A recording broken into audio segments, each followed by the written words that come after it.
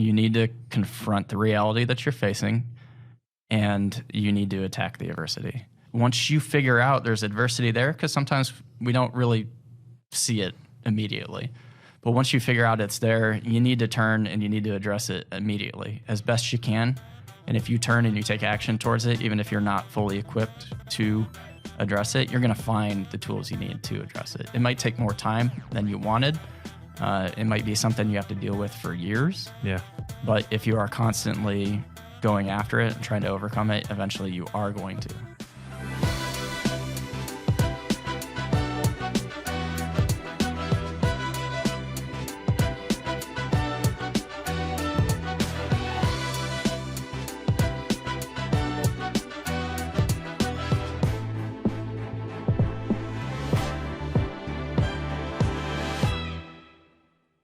Welcome back to the Life Insurance Academy podcast. Guys, we have a special treat for you. We are hanging out with the one and only Tim Wright out of Austin, Texas.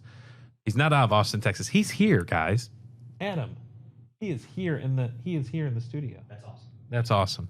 So Tim, hey man, welcome to the studio. Thanks for hanging out with us. Thanks for having me. Absolutely. Tim, you have a special place in my heart. I've known you for a long time. You're rocking it out. You've got a crew in Austin and other places as well. Where all do you have agents right now? Louisiana, Michigan. Hang on, New Mexico. You can't forget New Mexico, man. We fought for that, right? Arizona. Okay. So you have a growing team. You're investing in them. You're seeing some cool stuff happen. How long you been in the business now? Almost 6 years. Okay, for 6 years now. And our history goes back a ways. I've known you since, I think you were 5, maybe younger. Somewhere around there. It was somewhere, yeah.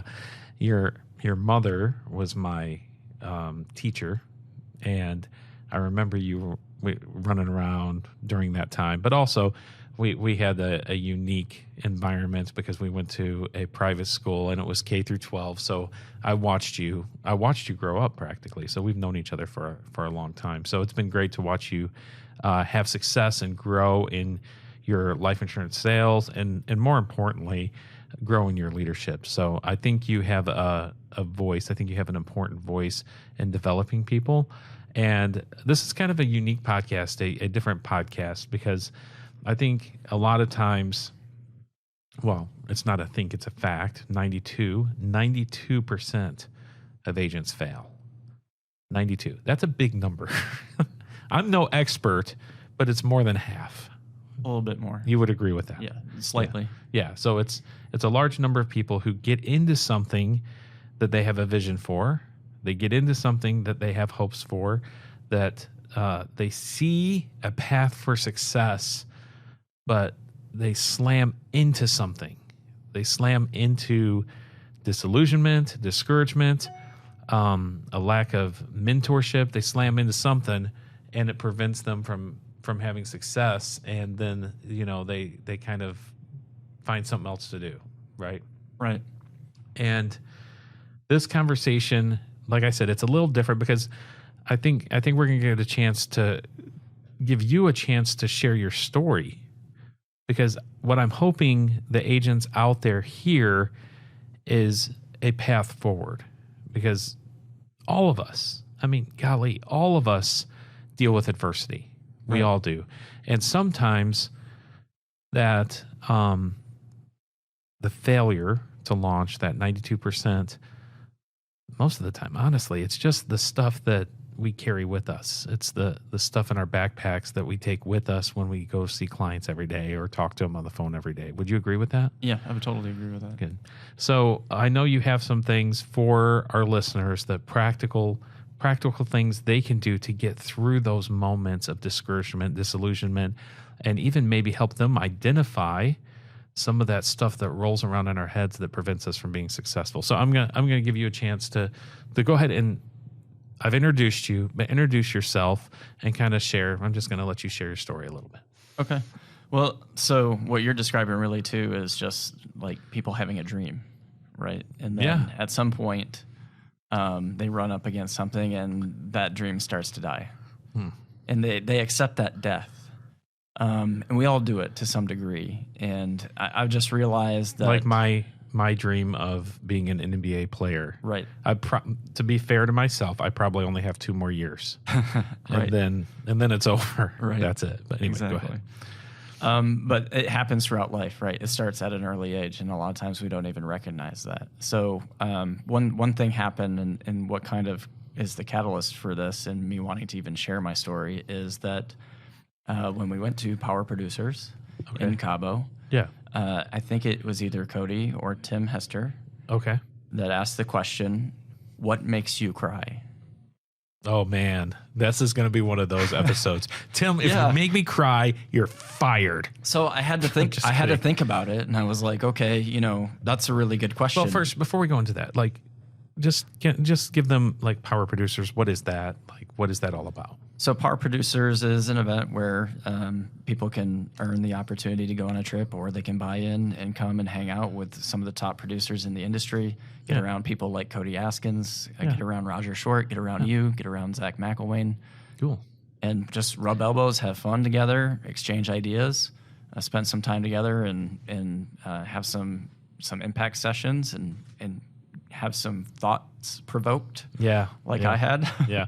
And this is what I appreciate is you're usually in the front of the room looking to grow yourself, right? Like, you know, when you hear a question like that, what makes you cry? Like, unless you're serious about growing yourself or putting yourself in an environment where there's going to be some vulnerability where you can digest a question like that, I think most people would, go do something else. But dude, that's the one thing I appreciate about you. You're always investing in yourself, putting yourself in those environments where you are sitting in the front, taking notes, digesting those questions so that you can be better. So anyway, I want to give people some perspective on what this is and what you were experiencing. So go ahead. Well, I'm not exactly known for being the most emotional person in terms of, just being around people, Yeah. socially, Right. all of that.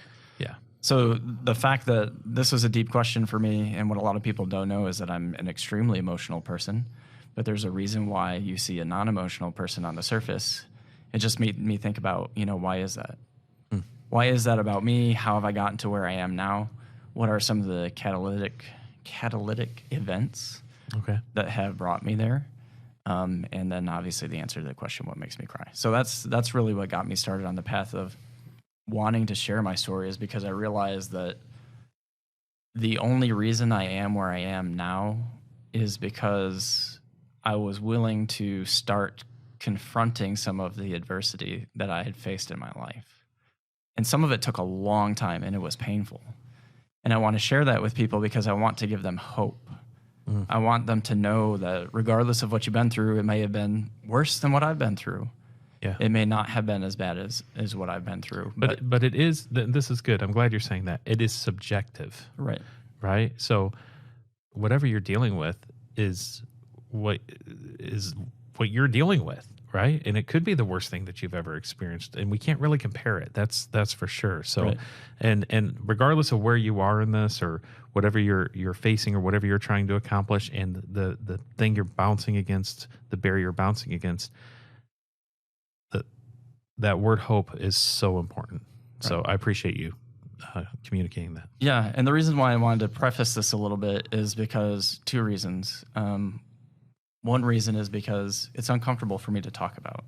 It's uncomfortable for me to talk about because in the past, when you do share with people, they don't know how to handle some of the stuff that you've experienced, right? Yeah. And the thing that I don't want is, and I don't care about, is sympathy. Yeah. And empathy. I want people to be able to know, like I said, that there's hope. Yeah. That they can overcome whatever it is that they're facing.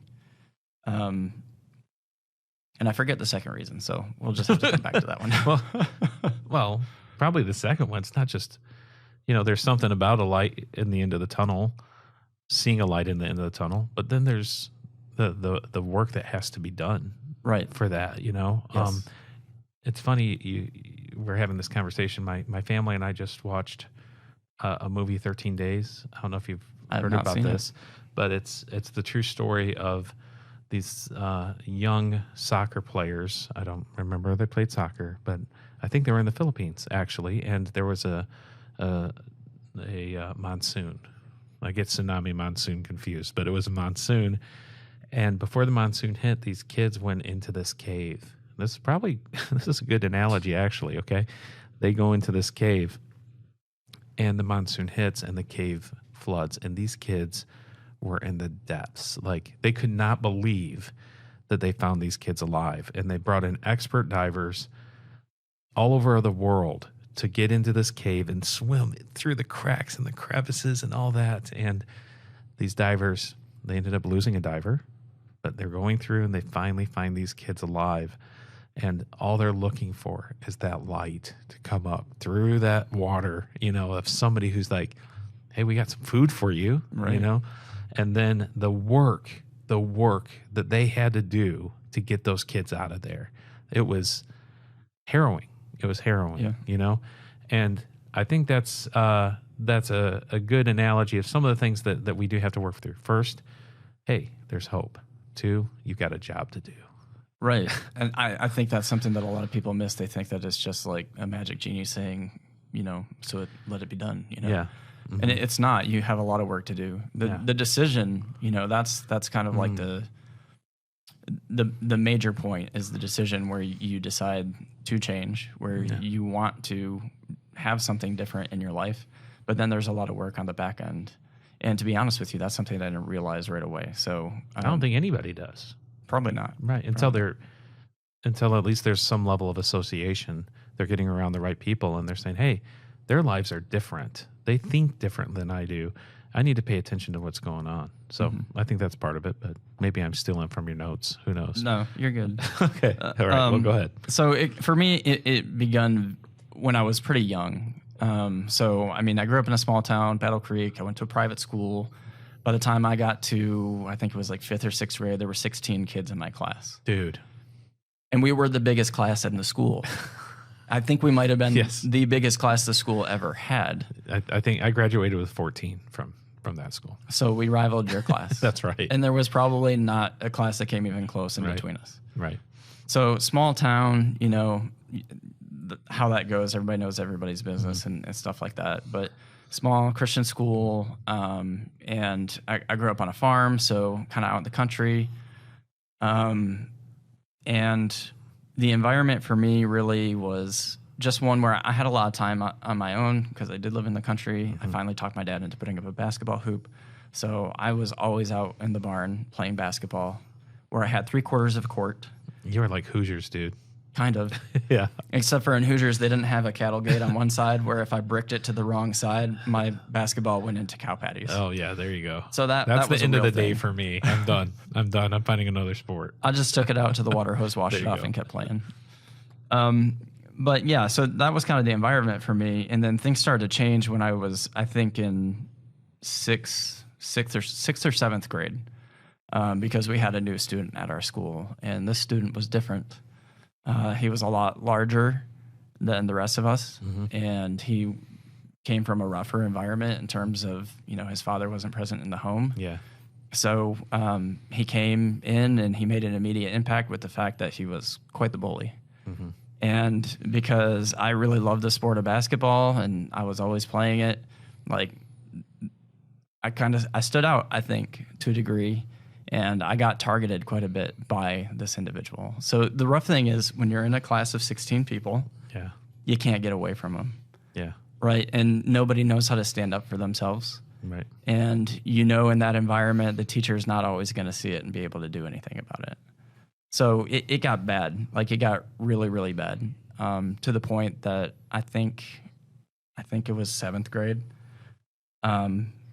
You were on a trip with us. You were chaperoning. We went to Chicago. We went to like the Field Museum and stuff like that.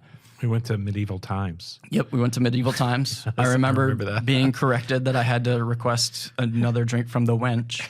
Oh, great. We're taking out of the podcast. That's not going to... Oh, not from the waitress. No, dude. That's getting out of the podcast. I'm just messing around. Anyway, go ahead. But yeah, and while we were there, you noticed that there was just not something right going on with me. Yeah. I was kind of like isolated away from the group, and you finally pulled me aside and you were like, hey, what's going on?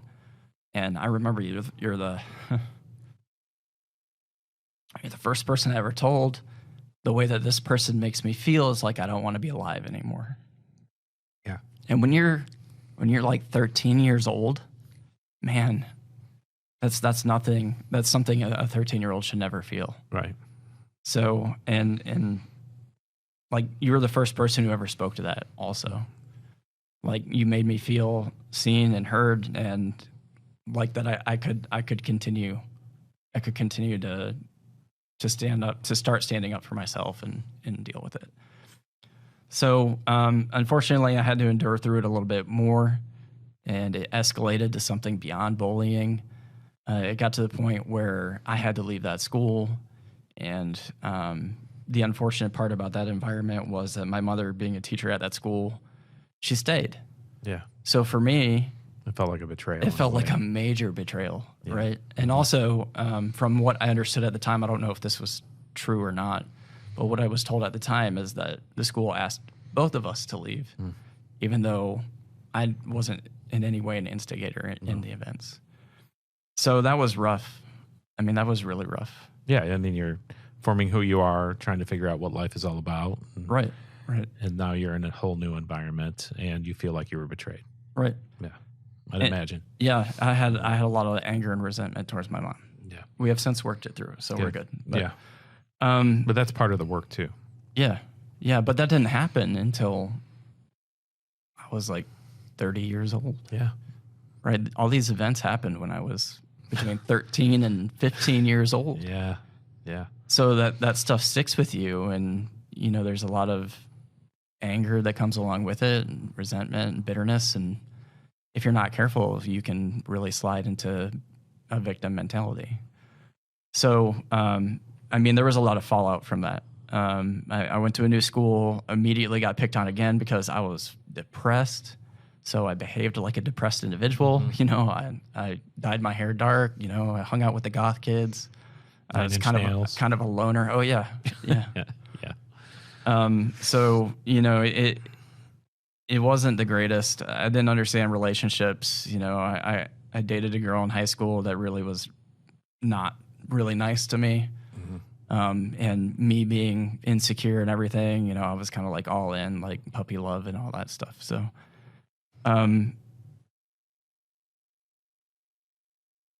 but then I started making decisions to try to improve my life. I thought. So one of the major decisions that I made out of high school was I decided that I was going to join the Marine Corps. Now, I think a lot of people believe that people join the military because they were bullied. I joined the Marine Corps because my dad was a Marine. Oh, okay. And I respected my dad and, you know, his stories. He served in Vietnam. And I really loved movies that talked about the heroes, you know, in wartime and all of that. So I think I kind of idealized service. You know, it was like this extremely honorable thing, which it is. Yeah. But I think I glorified it, you know, a bit. Like I kind of being depressed. Also, in the midst of it, I kind of glorified, like, oh, maybe I'll go and I'll serve and I'll die on the battlefield and it will be glorious, right? Yeah. And then my life will have meaning. Almost. Yeah. Yes. Right. So I did that. I joined the Marine Corps. Actually left high school early. And I went to boot camp while the rest of my classmates were finishing out their senior year. I came back. I graduated boot camp, and 2 days later, I graduated high school, and I walked in my dress blues. So that was cool. Yeah. That was cool. That's a win. That made me feel really good. But that was about as good as it got. Okay. Right. So I started my journey with the Marine Corps. I joined the infantry. I didn't have to. And in hindsight, I realized that I probably should have chose a different vocation.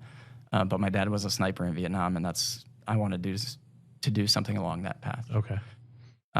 So I went to School of Infantry. I qualified to be what they called an assaultman, which is anti-tank demolition and anti-tank missiles. Wow. But I also tried out for this thing called recon. Okay. And I passed.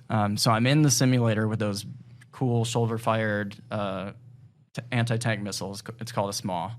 I'm in the simulator practicing this thing, and they literally walk in the door, and they're like, "Hey, who's Private Wright?" And I'm like, "It's me." They're like, "Come on, you're gonna go train with the 0311s. You qualified for recon." I was like, "Crap!" They didn't tell me I had to go train with the 0311s, which are the basic riflemen, right? Oh, okay. I have no clue. Well, anybody who's a Marine or is in the military, They understand understands. Yeah. So 0311s have a reputation. They're great people, but they have the reputation for being the grunts, right? The ground pounders, the guys that are just like, they don't care. They're just getting after it, right? Yeah. You don't have to be the sharpest tool in the box to be an 0311. Right. Although many of them are quite sharp. So I went and I trained with the 0311s, and then I went off to, at the time, they still had what was called ARS. It was in Norfolk, Virginia, on a base called Little Creek, and that's where I started my recon training. Well, I hadn't dealt with all of the issues that I had gone through as a teenager. You took it with you. I took it with me. So I start going through this training that's the most physically and mentally demanding thing I've ever been through in my life. And also at the same time, I made the wise decision to try to reconcile with my high school girlfriend. And my grandmother was not in the best of health. So there was this little perfect storm brewing. Yeah. And as I'm going through this training, I find out the girl I was dating was still not the best choice. And my grandmother's health was declining. I would go home and visit, and my grandmother, who I loved dearly, and who was very fair. You're real close. She didn't recognize me. So that was tough. It's tough being gone, going back, and then my grandmother didn't even know who I was. So I didn't make it through the training. I broke down one day, and I was just like, I can't go through this right now. Fortunately, I had some really good leadership that recognized that, right? And thankfully, they didn't shame me. So I have to give a little bit of background on the Marine Corps and how impactful this can be. Just to give you an idea, when you're in boot camp, if somebody doesn't make it, your lineup, you call it online, you stand in front of your footlocker basically, and you watch the drill instructors escort somebody out of the building while you're sounding off at the top of your lungs, couldn't hack it, had to pack it. Wow. So even though you earned the title and you made it through boot camp and now you're doing your training and everything, like that resonates. Yeah. Like, okay, I had to quit something that was really important to me and in my mind was a measure of my masculinity, right? And so in the back of my head, I'm like, well, you couldn't hack it, could you? So, and again, it's all because I didn't deal with the stuff that I experienced as a teenager. Yeah.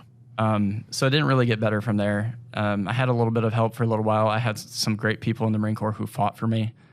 They wanted to just take me out of the infantry and get me into a different MOS and let me finish out my time. But there was a war going on at the time, and there was a stop loss, and some second lieutenant in Quantico, Virginia, saw that there was a infantryman not being utilized, and so they gave me orders to go to Kaneohe Bay, Hawaii, and pick up with an infantry unit. That didn't last very long. I picked up with them. There were some great people, but like mentally, I was not there. I couldn't handle it anymore. So I connected with somebody back in Virginia, and they got a hold of my leadership, and they got the process started to get me separated from the Marine Corps. And that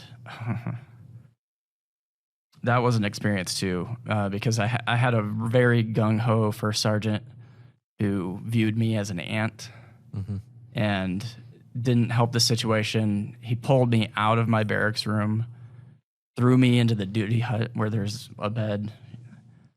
I had to be under watch 24/7, and I even had an NCO, a corporal, who everybody called Corporal Poop Stains for a reason. Well, hope you're listening to the podcast. But I mean, he even threatened me because there was a there was a misconception. I was having ideas and thoughts that I knew were unhealthy. And so I was bringing that up like, hey, I need this addressed. You were seeking help. Right. I was seeking help. I got labeled as someone who was suicidal. Yeah. At that time, I was not. But this corporal walked by and, got in my face and was like, oh, you want to kill yourself? I'll kill you for you. Yeah. Right. So like going through all this, I'm 19 years old. Right. Yeah. You're just a kid. Right. Yeah. I don't know anything in this world. And all I've felt is just this turmoil and pain. And like, I don't understand any of it. So finally, I did get separated. I was fortunate enough that I got administrative discharge under honorable conditions. I had a good record. I got meritoriously promoted. I had a letter of commendation. But I will say this. I have to give one shout out of that experience. When I was attached to that infantry unit, I had probably one of the best leaders I've ever met in my life. At the time, he was a captain. His name was Captain Kelson. One of the days that he came into the office, and he was the type of guy that you'd go to stand up, and he'd be like, no, sit down. And he'd get on a knee next to you and talk to you. Wow. Well, he did that to me. I went to stand up. He's like, no. He got on a knee next to me. He's like, look, I just want you to know, I think you're a great Marine. I really wanted to develop you into leadership. I think you could have been a great officer. I'd hate to let you go, but I want you to know something. You earned the title, and no one can ever take that away from you. So please remember that. Yeah. And if he hadn't done that, that was pretty important. Yeah. I mean, I struggled for a long time after that, but if he hadn't done that, I'm not sure I would have recovered. Yeah. Because that was definitely... Man, it sounds like God puts people in places, doesn't he? Right. Exactly. Wow. Yeah. Absolutely. So from there, I went to college. I just kind of wandered around. First, I went back and I just worked. But eventually I went to college and I just felt lost. I knew I wanted to help people. I thought I could do that as a teacher. So I'm going to college, and I'm towards the end of college, and I'm realizing what am I doing? Like, I'm so frustrated with life. I'm so angry. I have no direction. Like, is this really going to matter? I think a lot of people feel that. Yeah. Yeah. With college, especially. Right. Today. Yeah. So at that time, I finally got my first taste of some sort of direction that was the catalyst for me to start growing. And that was through a multi-level marketing company. And they did a very good job of helping people get the resources to find the fertile soil for them to grow as an individual. Now, I would never want to do that particular career because it takes 2 to 5 years of working an additional 40 to 60 hours a week just to maybe make it. Yeah. But the mindset, that you valued the training, the right. mindset training, all that stuff that was helping you probably give you tools for the first time in your life to help you digest what your experiences. I was starving. Yeah. I was starving. And they finally gave me food. Right. Yeah. Things that made me start thinking differently, because especially like that point in college where I just was so frustrated. I didn't know what to do. It was like inside my spirit, I knew that there was something more, like there's something more to life. Like this can't just be it. I have to get a job and work 9 to 5 for 40 years and then retire and hope that I don't die right away. Right. Like there's got to be more than that, right? Yeah. And I know that family's important, but it's got to be more than just having a family. It's got to be more than just that, right? Yeah. So that's eating at me, and finally someone came and said, "Hey, look, there's more. Oh, and by the way, here's some of the information you need to figure out what that is and how to get there." So I started getting fed into with leadership books. I got exposed to John Maxwell, one of my favorite authors. Yeah. And I started the process of growing. But one of the tricky things about growing is you get a lot of information and you start building all that knowledge, and you may not necessarily be applying it. Yeah. You feel really good about gaining that knowledge, though. Mm-hmm. That's a huge point. We actually talked about that on the coaching today. Like, it's so easy to take something without implementing it, and you feel good about what you're hearing. you feel good about what you're learning, but you aren't doing anything with it. Right. It's almost like inoculating yourself from success in a way.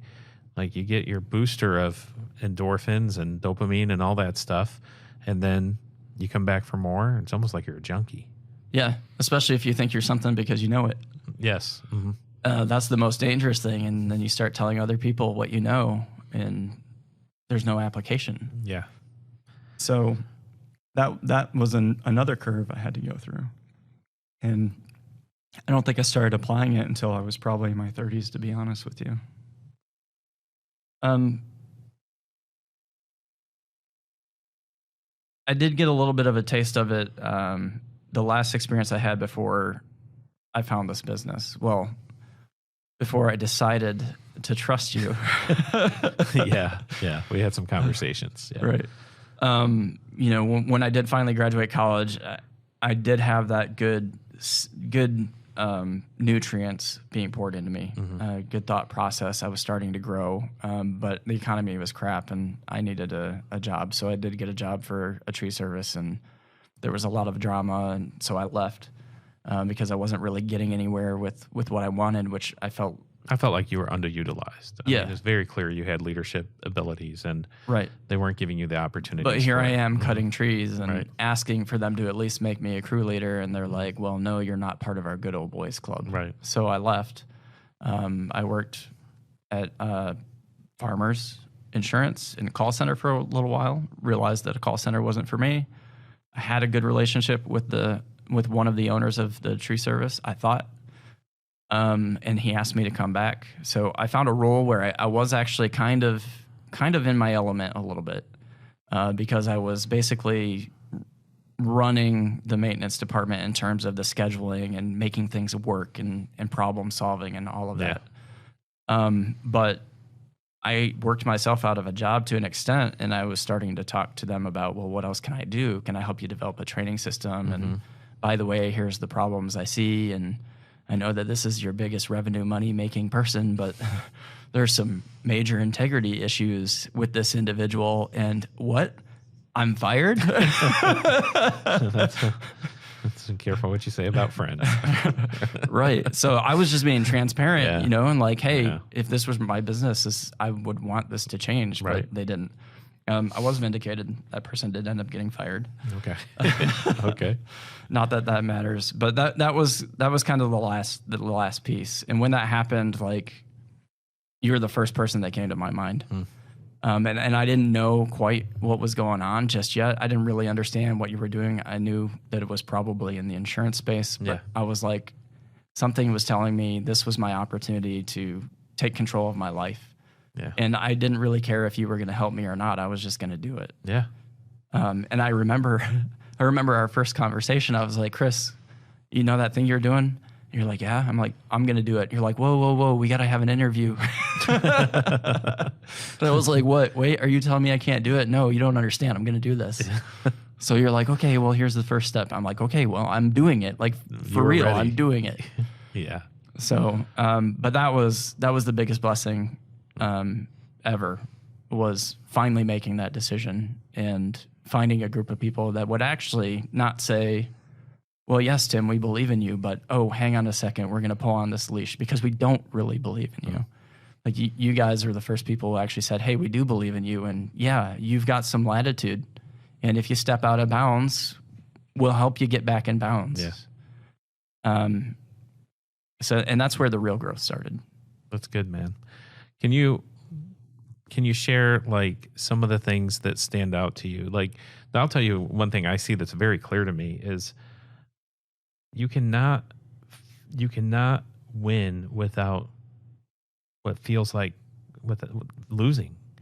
You can't. Like, you can't move forward in your life without setbacks. It's not possible, because that is the moment of growth. And the interesting thing to me is, along your journey is like this awakening of desire.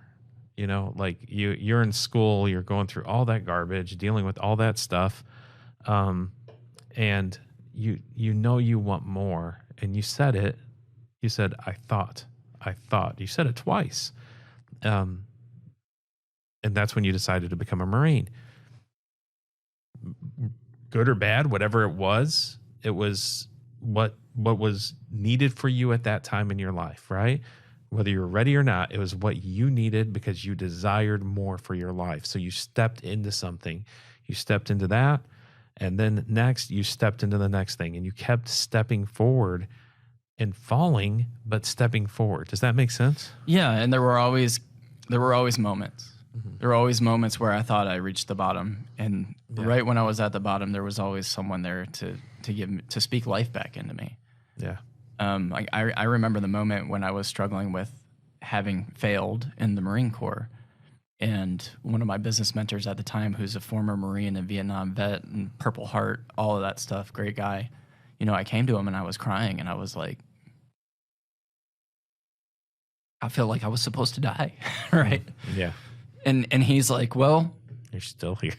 Right, exactly. He's like, well, I get it. Purple Heart. I got evacuated. Half of my platoon died. And he's like, but you know what? You're not. You didn't die. That wasn't your purpose. So you know what? You got to figure out what it is, and you got to go live it, because otherwise there's no value. Yeah. But you were here for a reason. Yeah. And he was the first person to really speak to that, instead of saying something along the lines, well, you failed, so... Mm-hmm. Yeah. He's the first person to say there was a purpose for that. There was a reason that happened. You were meant for something greater. Yeah. And I see the potential in you, so figure it out. That's very empowering. That's very empowering that you have someone who believes in you, that you can figure it out, It's cool to hear stories, man. I love it. And this is the thing. You're a listener. You have a story. You have a story. And I believe each one of your stories that along the way, God put somebody in there, if you would look back and pay attention, that spoke life into you when you needed it. I promise you it's happened. I could share the same thing. I've had people step into my life and speak to me when I needed it at the moment. So I know you got a couple things you want to share. I'll let you wrap up. What are some of the lessons that you want people to take away with this? Okay. Yeah, absolutely. So the most important thing is the lessons that you learn along the way, because it's not just about the experience. This is not an accumulation of pity stories. The reality is I did learn some very valuable lessons. The biggest lesson, or one of the first lessons I learned that I didn't know how to do as a child, was I had to learn how to stand up for myself. Mm-hmm. And I had to learn how to set healthy boundaries. Yeah. Which is so important on so many levels. Personal relationships, your intimate romantic relationships, business relationships. You have to stand up for yourself. And I don't mean beat on your chest and demand things. I just mean you draw a line and you hold the line respectfully. Yeah. This is the line. We don't cross it. You cross the line. I'm sorry. I can't do business with you. You violated my ethics or integrity or whatever. Right. So stuff like that. And it goes a long way. I think it's really hard for people to do because they're afraid of the reaction. Mm-hmm. And they're afraid of fallout and stuff like that. But it's absolutely necessary. And once you do it, your self-respect just you deserve multiplies. Yeah. Right. You owe it to yourself. Right. You owe it to yourself. Yeah. And it's not an ego thing. It's just, okay, this is what I stand for. And this is the life I'm carving out for myself, the life I'm going to live. And these are the type of people I want to be around to do that. Right. Mm-hmm. Exactly. Good. The second thing, and actually I think that this is probably the most important aspect, is that you need to confront the reality that you're facing, and you need to attack the adversity. So one thing that they teach you in the Marine Corps about if you are ever ambushed is your response is not to run away, not to find cover. Your response is to immediately turn and assault in the direction of the ambush. Wow. So that's true of adversity in life. Once you figure out there's adversity there, because sometimes we don't really see it immediately. But once you figure out it's there, you need to turn and you need to address it immediately as best you can. And if you turn and you take action towards it, even if you're not fully equipped to address it, you're going to find the tools you need to address it. It might take more time than you wanted. It might be something you have to deal with for years. Yeah. But if you are constantly going after it and trying to overcome it, eventually you are going to. That's really good, man. That's strong. Yeah. Another aspect of it that goes along with that is mental fortitude. And I'm stealing this from Jordan Peterson because I recently heard it and really stood out to me. Like a lot of people want to avoid feeling discomfort. They want to avoid feeling fear. They want to avoid the adversity. The one thing he says about fear is the goal is not to eliminate fear. The goal is to become more courageous so that we can rise up and address that fear. And in becoming more courageous, every time we take action towards confronting that adversity or fear, we get stronger. Yeah. And that's the point, is to gain more and more strength, to learn how to cope with adversity so that we can get up faster and so that we can address those challenges more efficiently and deal with bigger, more complex challenges as we grow. Yeah, that's very good, man. And you know, the more you're able to do that, the more value, like especially like in business, the more value you bring. You're solving bigger problems as a result of that. Right. So, good stuff. And they quite honestly turn into more fun. Like once you start doing that, you realize it's not the end of the world. It's not Chicken Little. The sky's not falling. It's like, hey, you know what? This is a problem, and it's actually kind of fun solving it. It's a puzzle. Right. Mm-hmm. Exactly. And I guess the last thing I would say is this: just avoid avoiding. Quit avoiding things. Like Ed Milet said this at 8%. He said, do the things that are difficult as fast as you possibly can so that you can do the things you want to do for as long as you possibly can. And that just hits the head of the nail right on. Yeah. Just stop avoiding. Get to it. The longer you put it off, the harder it's going to become. And I don't want that to be discouraging, because then there's some people who are like, well, I put it off for a really long time. Yeah. Addressing it, even if you put it off for years, addressing it is going to put you in a much better position. You're going to feel much better about yourself. Life is going to improve way more than if you think, well, it's too late, because it's never too late. Unless you're on your deathbed, it is not too late. So stop avoiding things and start working on it. Yeah. Well, that's great stuff. I appreciate it, man. I want to ask you a question, okay? At the very beginning of this, you started the conversation with the Cabo trip, and I think it was Cody. I think it was either Cody or Tim, but who asked the question, what makes you cry? So why did that become so important? Like, what changed? What was it that changed at that moment?